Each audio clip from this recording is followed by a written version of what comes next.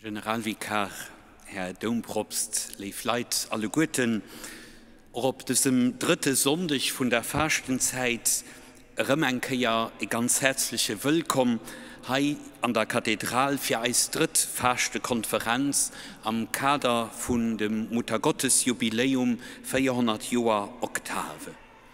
Soyez tous les bienvenus pour cette troisième conférence de Carême en notre cathédrale Notre-Dame dans le cadre de notre jubilé marial. Je suis très heureux et très honoré de pouvoir accueillir aujourd'hui le très révérend Père abbé de Clairvaux, Don Michel Jorot. L'abbaye Saint-Maurice de Clairvaux, l'unique abbaye bénédictine dans notre pays, est liée presque naturellement, je dirais, à l'octave.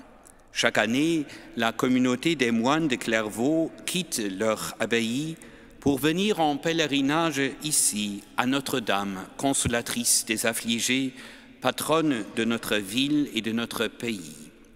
C'est toujours un moment fort et solennel lorsque le beau chant des moines est entonné ici devant l'autel votif, que la prière des moines s'élève en ce lieu.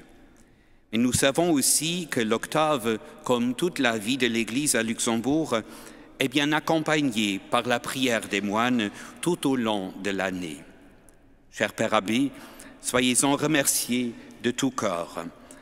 Vous avez bien voulu accepter de venir ici pour cette troisième conférence de Carême sous le thème du jubilé de l'octave et de l'année sainte, pèlerin d'espérance. Ainsi, je vous donne bien volontiers maintenant la parole pour votre conférence sous le titre de « Le pèlerinage intérieur ». Cher Père abbé, merci d'avance pour cette conférence et à vous maintenant la parole.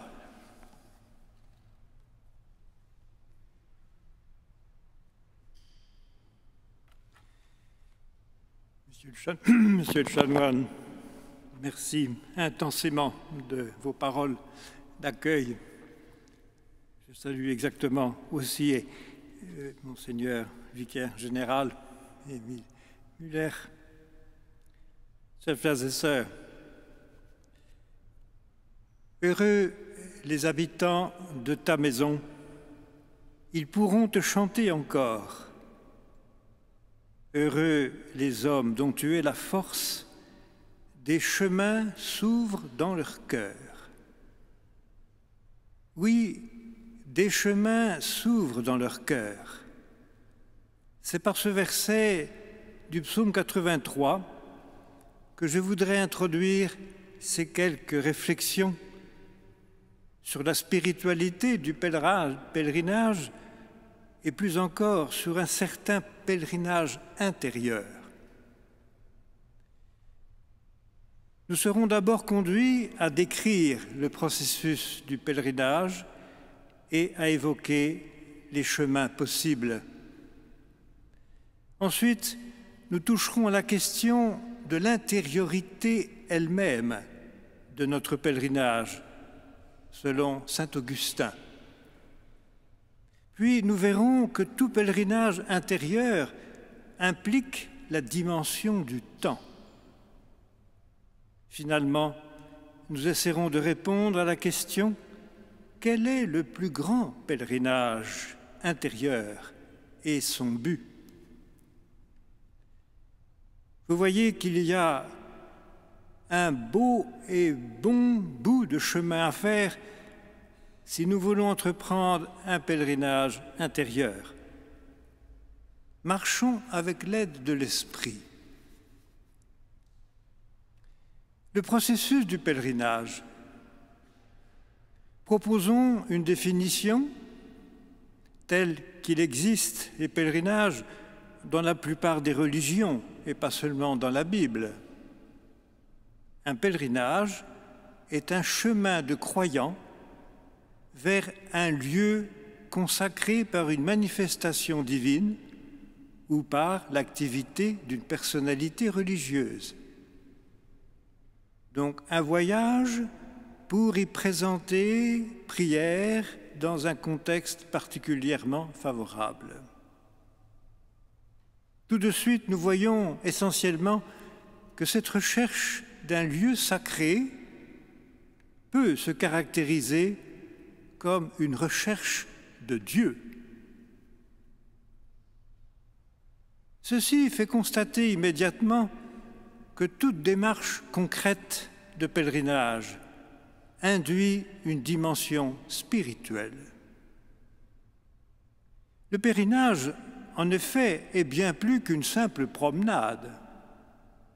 Il implique un but, un parcours programmé et quantité de conditions pratiques pour sa réalisation et, espérons-le, pour son succès. Mais il y a un ordre en tout cela. Nous le savons, ce qui est premier, c'est la destination. Comme on le dit en philosophie, la cause finale est primordiale. Ce n'est pas ce qu'on fait en premier, cette cause finale, c'est ce que l'on pense en premier. Donc, le pèlerinage choisit un but, une destination, ou même seulement se propose de vivre une expérience. Mais de toute façon, la motivation qui le met en mouvement relève de quelque chose de très personnel.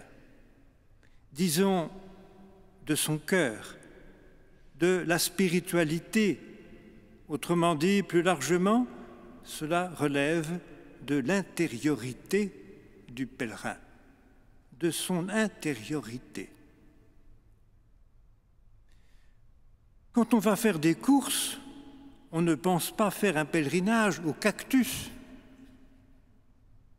Ainsi, tout en marchant avec les pieds ou autrement, c'est le cœur qui progresse. Lui surtout, selon des chemins intérieurs qui ne sont plus du domaine de l'espace géographique. Pour en rester au processus du pèlerinage, précisons qu'il s'agit de chemins qui ont toujours un but ressenti comme un appel. Un pèlerinage est un mouvement qui tend vers un but où il s'accomplit, où il trouve une plénitude. Il se déroule comme un développement irréversible.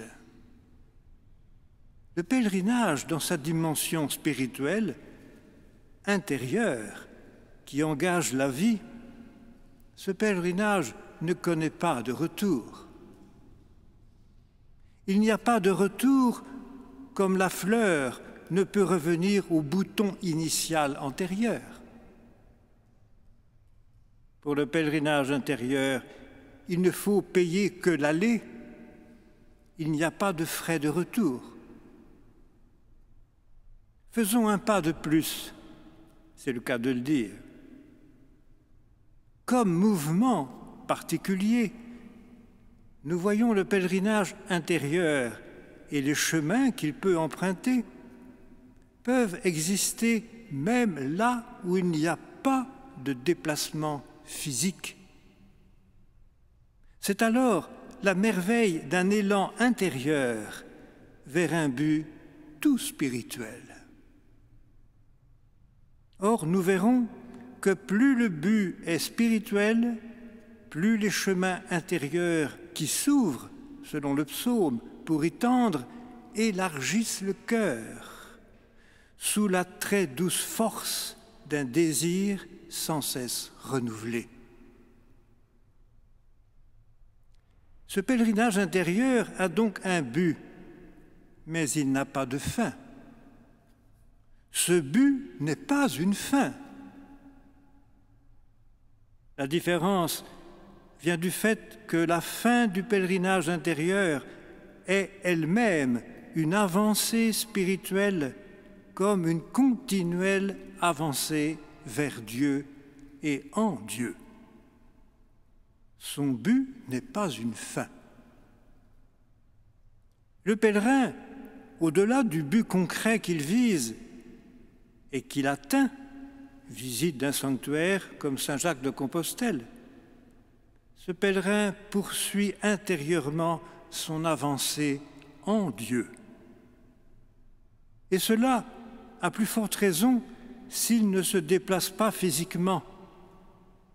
Il vit alors comme une élévation intérieure de sa personne vers son achèvement, vers son épanouissement spirituel. Dès lors, nous saisissons que l'intériorité spirituelle n'est pas statique. L'intériorité spirituelle n'est pas statique. C'est ce qu'il y a de plus vivant dans la personne humaine, son intériorité. En outre, ajoutons qu'un pèlerinage n'est pas une fin en soi. Il n'est pas pour lui-même. Il est un chemin vers quelque chose. Comme en tout ce que nous faisons, il ne faut pas s'arrêter à l'acte. Molière nous l'a dit, il faut manger pour vivre et non pas vivre pour manger. Celui qui mange pour manger est malade et il se rend malade. Il ne faut pas s'arrêter à l'acte. En résumé, à propos du processus du pèlerinage intérieur, nous percevons aussi qu'il est avant tout une ouverture qui concerne le cœur du pèlerin.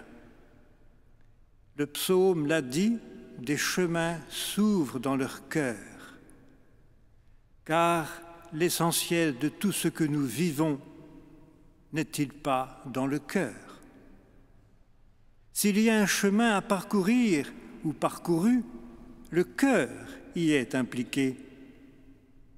C'est peut-être surtout lui qui cherche à progresser. Le cœur cherche à progresser.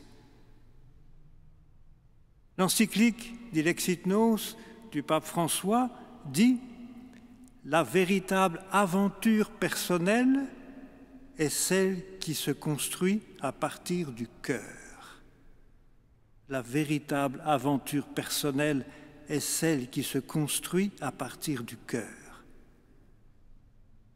Que de pèlerinages de nos jours sont vécus pour trouver un autre horizon humain et spirituel, pour trouver un autre air plus respirable, plus large, plus sain.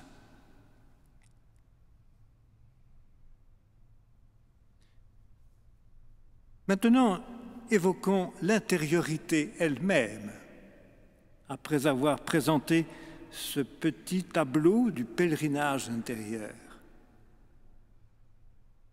Donc, parvenus à ce point, nous pouvons toucher à la question de l'intériorité elle-même comme une forme de vitalité intérieure, comme une montée spirituelle au cœur de la personne.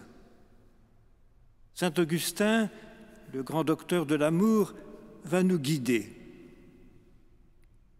Mais permettez-moi un instant de vous proposer un exercice concret pour prendre conscience d'un pèlerinage intérieur. Ne bougez pas, tout va se passer ici. C'est très simple, mais peut-être significatif. Vous êtes entré dans cette cathédrale. Comme dans toute église catholique, l'autel principal, le maître-autel, occupe une place spéciale. Alors, je vous demande, savez-vous ce que veut dire le mot « autel » ? Que veut dire le mot « autel » ? Il ne s'agit pas de l'autel pour habiter. Le mot « autel » vient du latin « altus ». Altus. En français, cela a donné le mot « altitude », la hauteur. Ainsi, l'autel, le mot, désigne tout simplement un objet élevé. Un objet élevé. Il est donc placé là pour guider notre démarche dans l'édifice. Quand on avance dans la nef de l'église, on va vers l'autel qui est un haut lieu dans l'église. Et voyez le nombre de marches pour accéder au sanctuaire. Une première, 5 marches et une autre. Autrement dit, la démarche à l'intérieur de l'Église se caractérise par une élévation spirituelle. L'autel est vraiment le haut lieu de l'Église, le lieu de la célébration de l'Eucharistie, le sacrifice du Christ. Comprenons que l'autel représente aussi l'élévation de la croix, tout en étant la table du repas sacramentel. En entrant dans l'Église, on commence une ascension spirituelle vers l'autel élevé qui attire à lui par l'architecture de l'édifice. Que de choses se passent alors dans notre cœur si nous y pensons. Maintenant, s'il vous plaît bien, considérons plus précisément ce qu'est l'intériorité chrétienne religieuse, et pas seulement l'intériorité psychologique, naturelle, c'est-à-dire le petit monde de nos pensées. Aussi, dans une approche globale, nous nous demandons en premier lieu, qu'est-ce qui caractérise la vie spirituelle comme telle ? Qu'est-ce qui caractérise la vie spirituelle comme telle ? N'est-ce pas précisément sa dimension proprement intérieure ? Une vie spirituelle religieuse est vie de l'âme. Selon saint Thomas d'Aquin et selon la plus constante tradition spirituelle dans l'Église, l'intériorité résulte de la foi. Elle se présente comme une relation personnelle avec Dieu, avec le Christ. Et cette intériorité vient de l'Esprit Saint. Au niveau de son contenu, cela porte un nom. C'est ce qu'on appelle la loi évangélique. Et c'est elle qui est inscrite dans les cœurs, selon la lettre aux Hébreux. « J'écrirai mes lois sur leur cœur et dans leurs pensées. » Mais de quoi s'agit-il ? C'est une entrée dans la mission, dans l'amitié de Dieu qui se veut proche de nous. Nous sommes bien là au plan de l'intériorité spirituelle où l'action de la grâce s'associe à la liberté. Cette intériorité prend sa source en Dieu, s'adresse à lui et s'achève en lui. Cela nous place directement dans la ligne de l'enseignement de saint Paul sur l'homme intérieur, qui se complaît dans la loi de Dieu et se renouvelle de jour en jour, à l'inverse de l'homme extérieur qui va en ruine. Souvenons-nous des paroles de Christ en saint Jean, après la scène, une promesse inouïe. Si quelqu'un m'aime, il restera fidèle à ma parole. Mon Père l'aimera, nous viendrons chez lui, nous irons demeurer en lui. Ainsi, cette réalité intérieure est une incroyable vitalité, nous l'avons dit. Il ne faut donc pas s'étonner si, à l'âge des pères de l'Église, surtout le grand IVe siècle, l'intériorité s'est développée dans la prière et la vie contemplative, dans la quête de la sagesse et dans l'ascèse monastique. Nous allons justement évoquer brièvement comment la recherche de Dieu chez saint Augustin manifeste la richesse et l'ampleur de la voie de l'intériorité. En quoi consiste pour lui cette voie, VOIE ? Pour saint Augustin, il s'agit justement d'un itinéraire spirituel. Il comporte 3 niveaux. D'abord, un regard contemplatif sur le monde extérieur. Ensuite, le retour sur soi. Finalement, le dépassement vers Dieu. Saint Augustin, avec beaucoup de réalisme, écrit sur l'admiration pour les créatures dans un regard que nous appellerions écologique.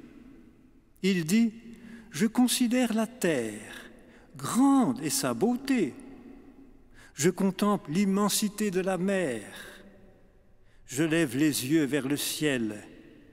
Mais si on interroge toutes ces beautés, elles répondent « Nous ne sommes pas ton Dieu.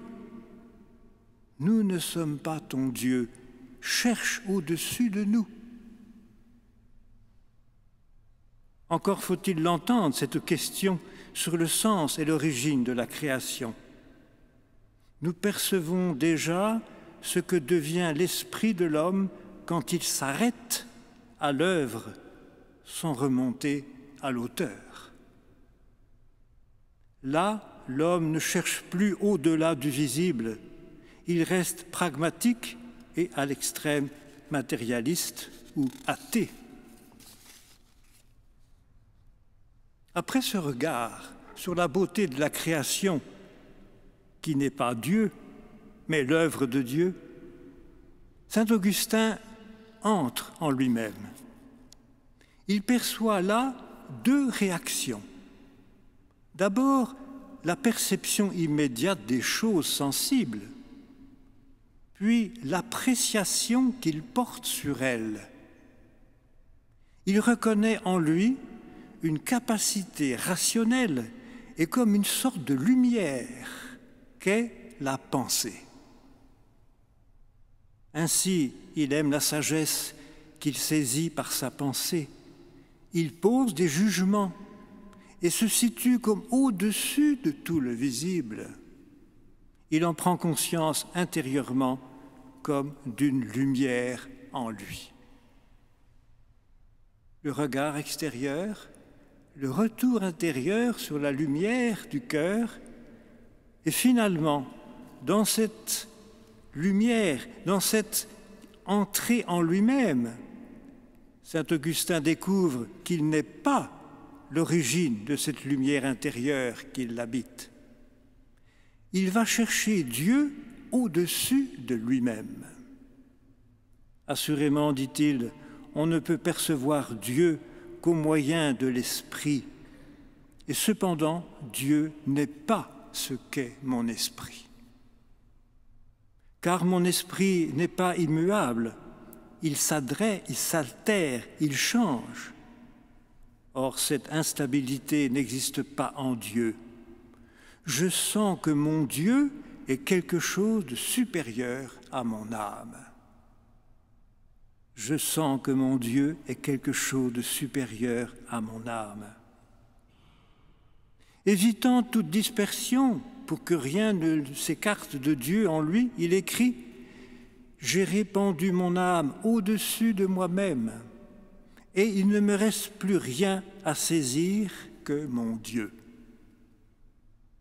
Tu me fais entrer dans un sentiment tout à fait extraordinaire au fond de moi-même, jusqu'à je ne sais quelle douceur, si elle devenait parfaite en moi, serait je ne sais quoi que cette vie ne sera pas.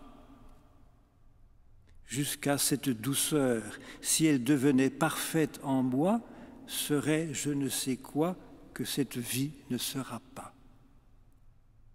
C'est là, au-dessus de mon âme, qu'est la maison de mon Dieu. Là il habite, de là il me voit, de là il m'a créé, de là il me gouverne, de là il m'appelle, il me dirige, me conduit et me mène au port de la paix. Admirable Augustin. Évidemment, saint Augustin invite son lecteur à entrer lui-même dans sa propre intériorité, dans une expérience spirituelle. Mais en outre, l'accès au-dessus de soi n'est pas une démarche philosophique néoplatonicienne. Pour Augustin, cela vient du Christ qui se révèle sous le voile du mystère, par le don de cette lumière intérieure qui s'appelle la foi. La foi dans le Verbe incarné est la clé de cette intériorité mystique. Ainsi, nous l'avons dit, la lettre aux Hébreux parle de cette loi inscrite dans le cœur, et le mystère de l'intériorité aide chacun à percevoir combien il peut vivre seul à seul avec Dieu, directement créé par lui et, comme on l'a dit, préféré au néant. Chacun peut se sentir seul à seul avec Dieu, directement créé par lui et préféré au néant. Chacun peut entendre dans le fond de son être cette parole souveraine et infiniment persuasive et si réconfortante de Dieu qui lui dit « Je veux que tu sois et que tu le saches. Je veux que tu sois, je veux que tu existes et que tu le saches. » Dès lors, le pèlerinage, dans sa dimension intérieure, réalise même une mutation existentielle. À quoi l'homme peut-il ainsi parvenir? Saint Paul nous le dit, si en nous l'homme extérieur va vers sa ruine, l'homme intérieur se renouvelle de jour en jour. Vous vous êtes revêtus de l'homme nouveau qui se renouvelle sans cesse en vue de la pleine connaissance. Laissez-vous renouveler par la transformation spirituelle de votre pensée. Nous avons compris que cette intériorité, évoquée par saint Augustin, je l'ai déjà dit, n'a rien de statique. Vous voyez quelle vigueur intérieure anime l'âme du croyant. Cette intériorité apparaît vraiment comme un pèlerinage proprement intérieur, mais dont le point de départ se situe au milieu du monde visible, celui justement que parcourt tout pèlerin. Tout pèlerin aime beaucoup les paysages au travers lesquels il traverse, mais ces pèlerinages sont des appels pour monter plus haut. Cependant, l'élévation intérieure est telle qu'elle est comparable à un pèlerinage, non pas vers soi-même, mais vers Dieu habitant en nous. Donc ce pèlerinage de l'intériorité n'est pas fermé sur lui-même. C'est là que des chemins s'ouvrent dans le cœur. Les chemins de l'intériorité conduisent à l'abandon de tout ce qui est vieux, à la découverte d'une nouveauté qui purifie, qui ôte ce qui cache la beauté intérieure.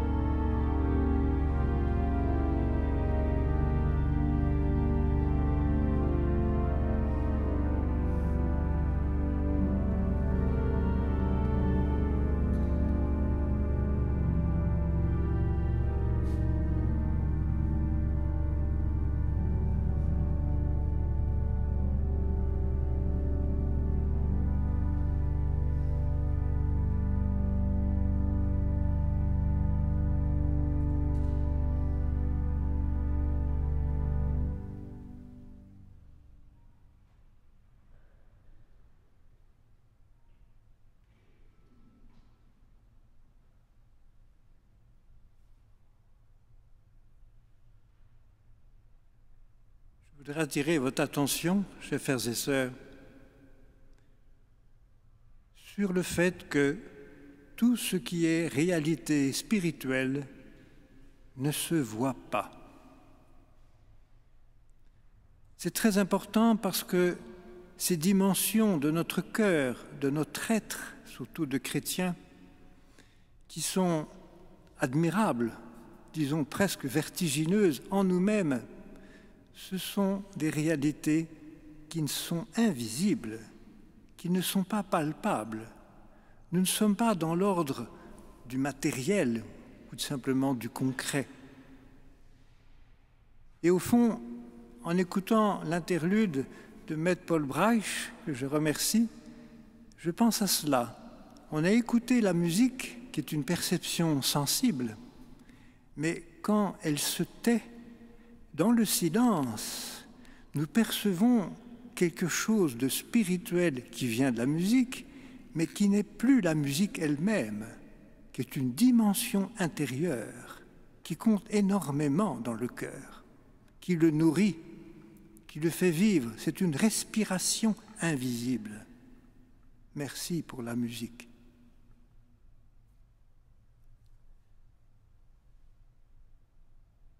Je rappelle que nous avons évoqué le processus du pèlerinage intérieur lui-même.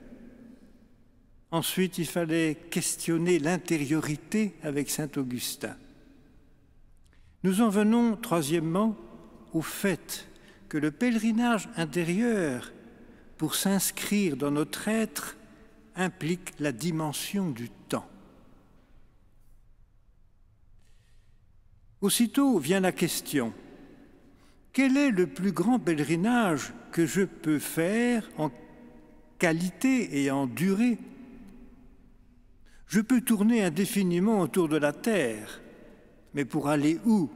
Ce n'est pas un pèlerinage. En fait, le plus grand pèlerinage ne se mesure pas en kilomètres ni en distance mesurable. Le plus grand pèlerinage, nous l'avons dit, est intérieur à moi-même. Son but est ma destinée ultime, la vie éternelle, au-delà du temps, et son parcours, le temps de ma vie. Le temps de ma vie est un chemin incontournable. On ne peut pas le devancer, ça n'a pas de sens. Aussi, le pèlerinage s'inscrit dans le vif de ma vie. Il est selon la trame de mon temps. Alors, si vous le voulez, regardons le temps comme une dimension de notre chemin intérieur. Ensuite, nous en viendrons au grand pèlerinage de la vie. D'abord, une approche. Le jour se lève chaque matin, mais sans plus susciter notre étonnement. C'est sans doute dommage, car nous devrions être émerveillés chaque jour par le retour de la lumière et tout ce qu'elle apporte à nos cœurs en passant par nos yeux. Dans sa réalité, qui pourtant nous est si familière, le temps apparaît comme un signe, porteur d'une promesse et condition de sa réalisation jusque dans notre aujourd'hui. Ce signe est sacré. Le Christ n'a-t-il pas dit « Je suis avec vous tous les jours jusqu'à la fin du monde ». Ça veut dire à travers le temps. Tant que dure le temps, il est évidemment le signe de cette présence du Christ qui est le plus solide appui pour la vie de l'Église. Le Christ nous accompagne donc pas à pas au cours de notre marche dans le temps, de notre pèlerinage dans le temps. Comment interpréter cette succession d'instants présents qui constituent le temps tel que nous l'éprouvons? À la lumière du Fils de Dieu fait homme dans l'histoire, principe de l'esprit chrétien pour la foi, nous pouvons reconnaître dans le temps 3 choses: un don, une épreuve, un chemin. Un don, une épreuve, un chemin. Comme don, il est précieux et se confond avec notre existence. Comme épreuve, il l'est à cause de sa durée. Enfin, le temps que nul ne peut arrêter est le chemin toujours ouvert sur le présent de l'éternité. Un don précieux qu'il ne faut pas perdre. Perdre son temps, que c'est dommage, disait le curé d'Ars. Le temps passe, certes, mais ce n'est pas parce qu'il passe qu'il faut le laisser passer, sans le recevoir comme un don de Dieu. En effet, le temps est nécessaire pour tout, car tout dans la création est marqué par lui, justement depuis le commencement. Cependant, au lieu de ne penser qu'à sa fugacité, regardons sa densité. Cette densité, c'est celle de chaque moment présent. Ce que nous éprouvons en évaluant le temps dans notre vie n'est pas autre chose qu'une succession d'instants présents qui ont la valeur que nous voulons bien leur donner. Cette succession produit un devenir où chaque être puise sa condition première, la condition première de sa croissance. On devient toujours quelque chose. L'homme découvre ainsi que Dieu lui donne son être de créature, non pas comme un tout massif et écrasant, mais comme une suite légère d'instants égrenés dans le temps. Cette suite ressemble à un chemin. La vie reçue n'a-t-elle pas l'aspect d'un goutte à goutte, d'instants précieux, où la possibilité de croître est facilitée par celle de pouvoir se reprendre si l'instant passé a été perdu? Dieu sait que nous ne pourrions pas supporter notre existence si elle n'était pas étalée dans le temps. Ayant à l'accueillir d'un seul coup, nous aurions le risque terrible de la gaspiller irrémédiablement. Ce qui s'est passé pour les anges qui ont dit non à Dieu. Quelle bonté de Dieu dans le déroulement du temps. Ainsi, au seul niveau naturel, nous percevons le caractère sacré du temps qui nous est donné. Car c'est inachevé que Dieu nous a posé dans l'existence, avec l'admirable possibilité, qui inclut entre autres le don de la liberté, l'admirable possibilité de nous construire. Si l'histoire a un sens et le temps une valeur, c'est en relation avec leur auteur. Ici, le secret du temps, nous le reconnaissons dans l'intention même de notre Créateur, infiniment juste et bon, qui respecte nos lenteurs et consacre nos progrès. Dieu, juste et bon, respecte nos lenteurs et consacre nos progrès.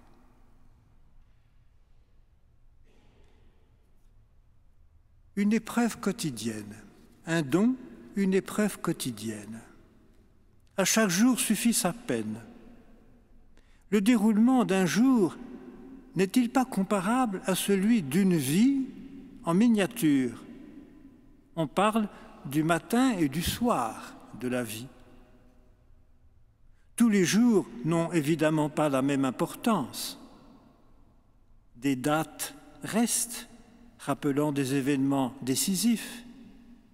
Mais les périodes même les plus ordinaires ne font pas oublier le caractère sacré du temps.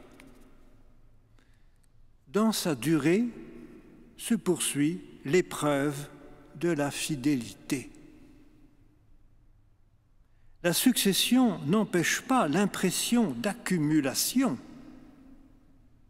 Il en résulte un poids qui s'exprime en usure et qui risque de faire fléchir la détermination à l'effort. On se décourage. De plus, si la croissance fait partie de la richesse apportée par le temps, la précarité de la nature liée au temps ne se fait pas moins sentir comme une menace. Le temps qui conduit à la force de l'âge devient imperceptiblement celui qui prive l'âge de ses forces.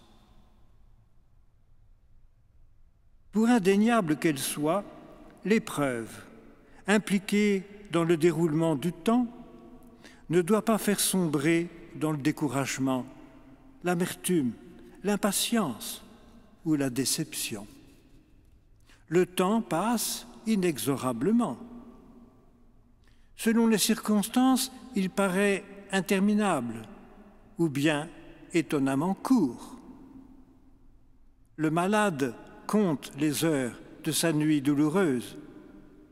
Le spectateur passionné ne voit pas passer le temps devant l'écran. Pour tous, le temps emporte avec lui les illusions qui lui auraient encore résisté. Si l'épreuve est accueillie avec sérénité, elle laisse le fruit merveilleux d'un heureux détachement où la sagesse s'épanouit dans une juste évaluation des événements et des êtres. Cette attitude prévaut de beaucoup sur la simple résignation face à la relativité de toute chose.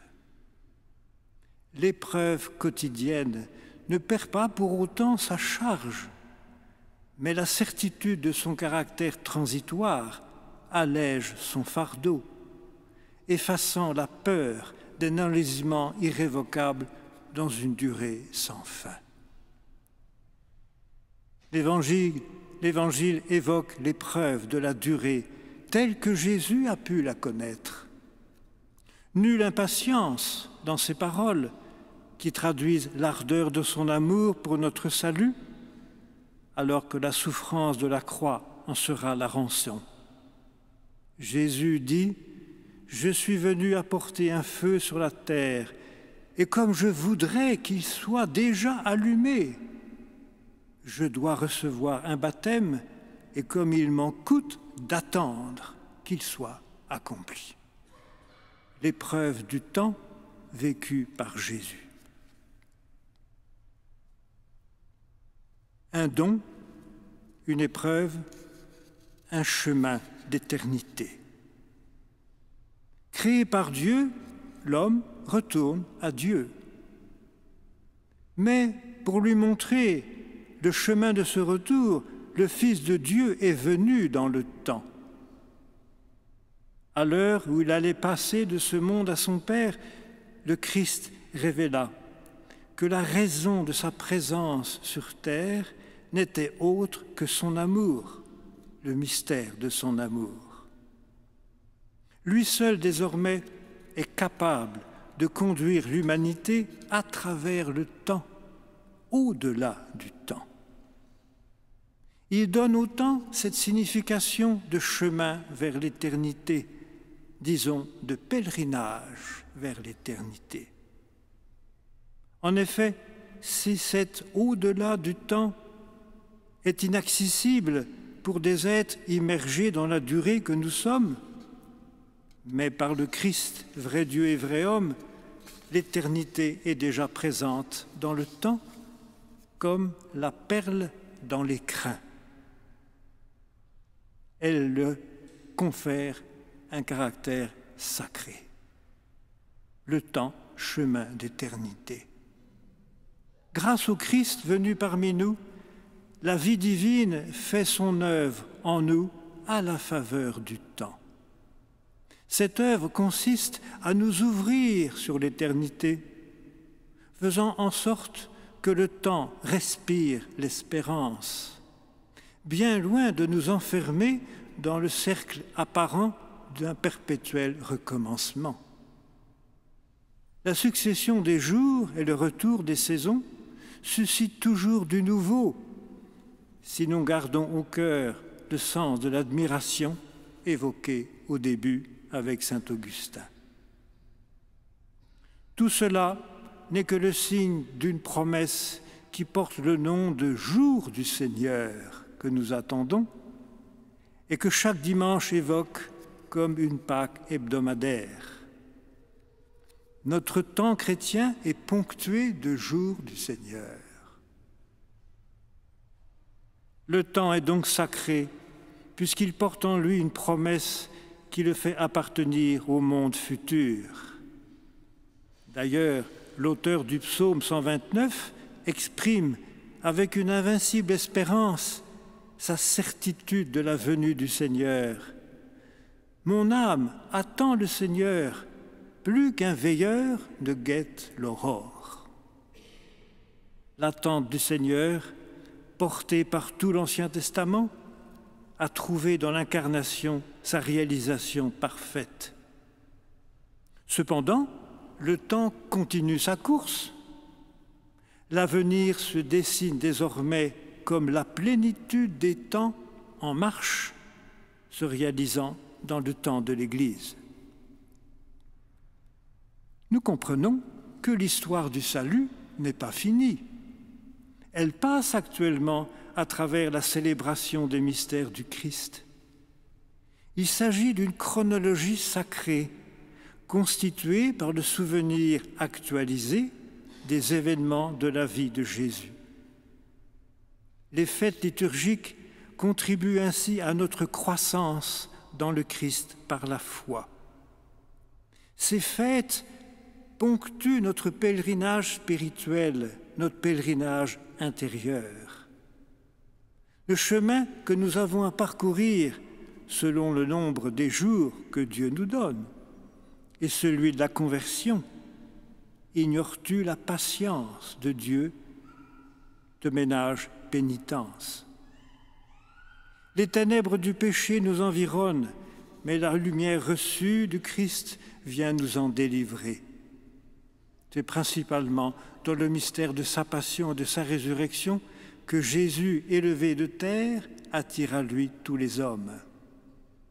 Telle est la signification du salut que l'Église doit annoncer jusqu'à ce que le Seigneur vienne instaurer les cieux nouveaux et la terre nouvelle.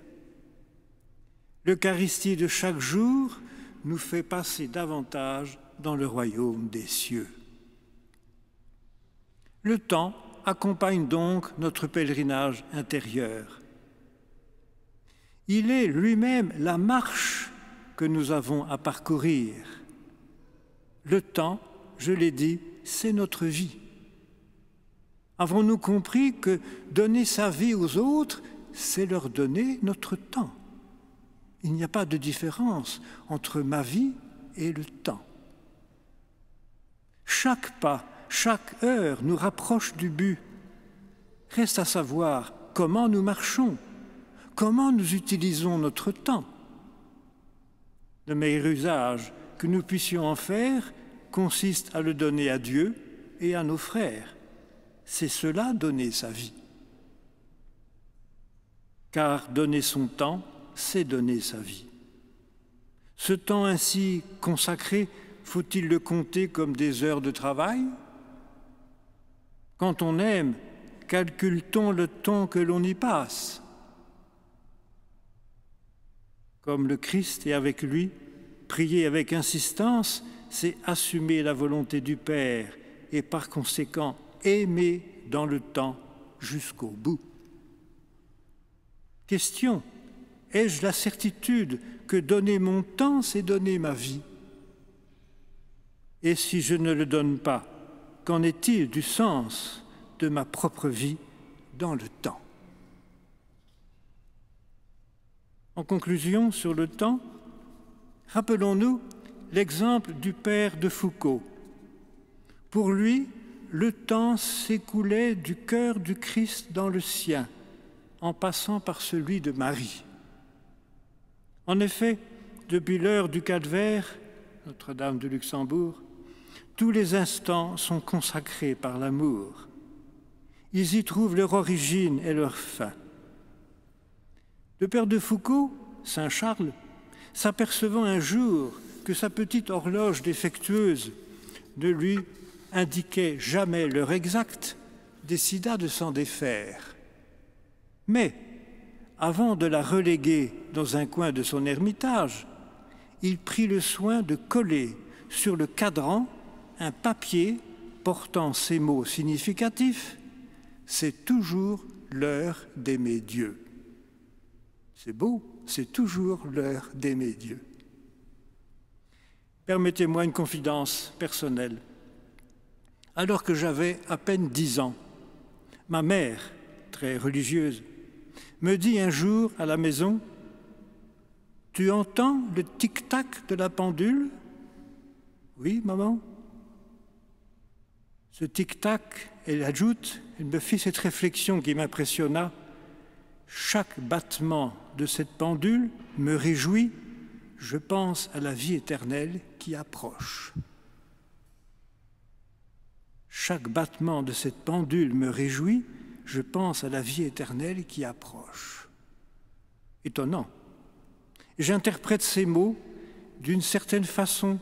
La pendule marquait les pas du temps qui avance. Et l'avance du temps nourrit l'espérance de notre cœur. L'éternité est le cœur et le terme de notre espérance.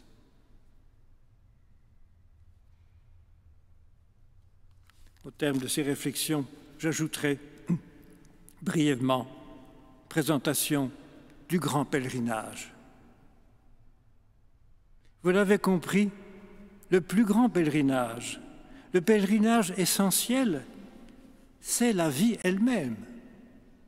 Il est existentiel, il est intérieur au vivant. Et quelle est sa motivation et son but? Ce grand pèlerinage n'a d'autre orientation et de but que ceux de l'espérance. C'est notre vie soutenue et orientée par l'espérance. Celle-ci tend vers Dieu, connu et possédé comme bonheur ultime.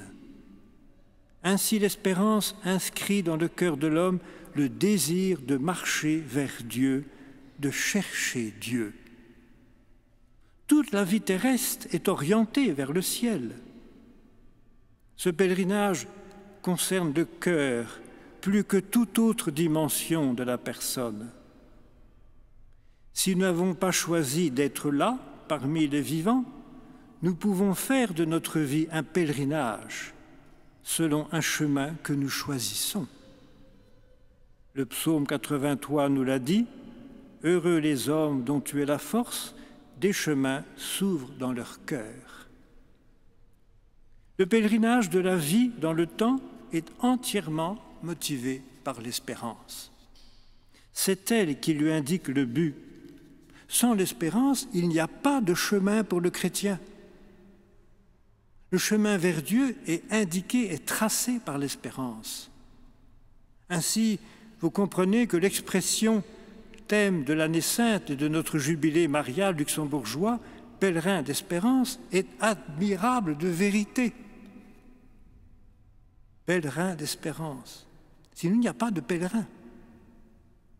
De tous les chemins marqués par la dynamique et le but de l'espérance, comme la recherche de la sainteté, l'attente de la vie éternelle, l'annonce de l'Évangile et de la terre nouvelle sauvée du naufrage climatologique, un seul de ces chemins est l'élan intérieur sublime, le désir de Dieu. Le désir de Dieu ouvre le plus grand pèlerinage au cœur de la vie de chacun. Rappelons que le mot « désir » en latin, « desiderare », signifie littéralement le manque d'étoiles, sidera. Dans l'art divinatoire ancien, parfois il y avait un manque d'étoiles pour établir les présages. Ainsi, le désir signale un manque, une absence de quelque chose. Dès lors, le désir de Dieu, selon le cardinal de Lubac, est ce qu'il y a de plus profond dans l'être humain. Tel est le caractère le plus intérieur au grand pèlerinage de toute la vie qui tend vers Dieu. Et finalement, ces divers chemins se réunissent dans l'unique chemin qu'est le Christ. C'est le Christ qui vit en moi, dit saint Paul. Dès lors, le Christ est en lui, Paul, le chemin vers le Père. Il n'y a pas de pèlerinage plus intérieur que celui qui est parcouru par le Christ est en lui-même le chemin et le terme. Ainsi, notre pèlerinage vital, terrestre, devient capable de s'élargir aux dimensions infinies dont le Christ est l'espace divin.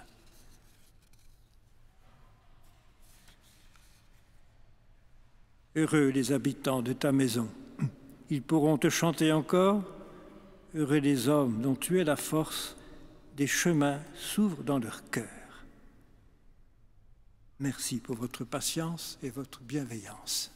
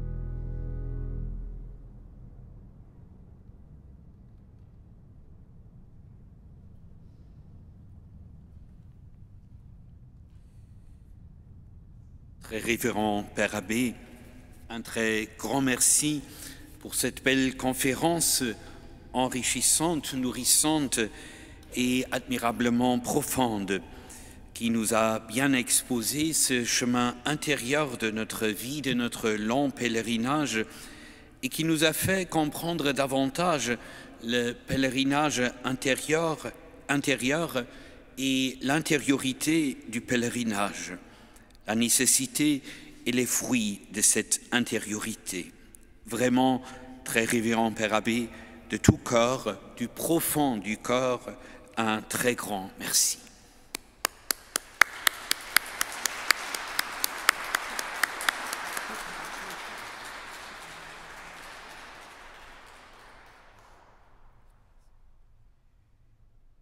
Merci également une nouvelle fois pour le bel encadrement musical, également très profond, bien adapté, présenté une nouvelle fois par notre cher titulaire, maître Paul Breich. Et ainsi, je vous donne un nouveau rendez-vous la semaine prochaine où il n'y aura pas de conférence, mais bien le concert de Carême Juxta Crucem donné par la maîtrise Sainte-Cécile de notre cathédrale. Un beau programme qui nous attendra, le requiem de Anton Bruckner. Soyez les bienvenus également pour ce concert. Et puis, notre 4e conférence de Carême qui aura lieu le dimanche d'après, le 6 avril. Elle sera présentée par Madame la professeure Sophie Bingeli, professeure au Collège des Bernardins à Paris, avec le sujet « La foi de Marie ». Et à vous tous, chers frères et sœurs, un merci pour votre présence aujourd'hui et bonne soirée également à vous tous.